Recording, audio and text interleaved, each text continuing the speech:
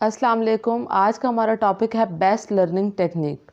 अक्सर स्टूडेंट्स को ये प्रॉब्लम रहता है कि जब भी वो कोई चीज़ याद करते हैं तो पहली बात यह है कि उनको वो सबक याद ही नहीं होता, या फिर अगर याद हो भी जाए तो कुछ अरसे के बाद वो सबक को भूल जाते हैं। आज की इस वीडियो में मैं आपको सबक याद करने का एक मेथड बताऊंगी और इस मेथड का नाम है SQ3R। SQ3R के दो पार्ट्स हैं, एक SQ और दूसरा है 3R। एस का मतलब है सर्वे, कि आपने जिस चैप्टर को याद करना है सबसे पहले आप उसका सर्वे कर लें।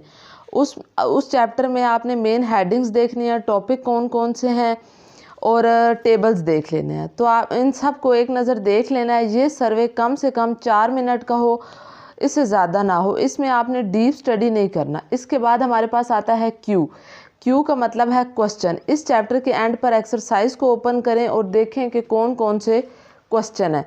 अभी आपने इस चैप्टर को नहीं पढ़ा है और आपको इसके आंसर भी नहीं आते हैं। क्वेश्चन से देखकर आपको ये अंदाज़ा हो जाएगा कि कौन कौन से टॉपिक हैं जो इम्पोर्टेंट हैं। उसके बाद आपने बोर्ड पेपर से कंसल्ट कर लेना है, तो ये आप का एग्जामिनेशन पॉइंट ऑफ व्यू से आपकी इसकी तैयारी हो जाएगी। उसके बाद हमारे पास 3R आते हैं। तो सबसे पहले हमारे पास है R1 का मतलब क्या है कि रीडिंग, कि आपने चैप्टर के किसी भी टॉपिक को रीड करना है, फिर उसमें अगर कोई इंपॉर्टेंट लाइन है या हेडिंग है तो उसको आपने हाईलाइट कर लेना है। इसका फ़ायदा ये होगा कि जब आप दोबारा उसे पढ़ेंगे तो आपको बहुत ज़्यादा आसानी होगी। उसके बाद हमारे पास है R2 को हम रिसाइट भी कहते हैं और रिकॉर्ड भी कहते हैं। रिसाइट का मतलब क्या है कि आपने जो भी चैप्टर रीड किया था अब आपने उसको रिसाइट करना है, उसको याद करना है। याद करने का एक तरीका ये भी है कि जो टॉपिक याद करना है उसको ऊंचा ऊंचा याद करें, थोड़े थोड़े उसके पार्ट्स बना लें। लेट सपोज 2 लाइंस आपने पहले याद करनी है, उन 2 लाइनों को ऊंची आवाज़ में रीड करें, उसको पढ़ें, फिर उसको याद करें। रिसाइट के बाद आपने इसको रिकॉर्ड कर लेना है, यानी लिख लेना है, इसके नोट्स बना लेने हैं। जब आप ये कर लेंगे तो वो चीज़ आपको ज़्यादा देर तक याद रहेगी।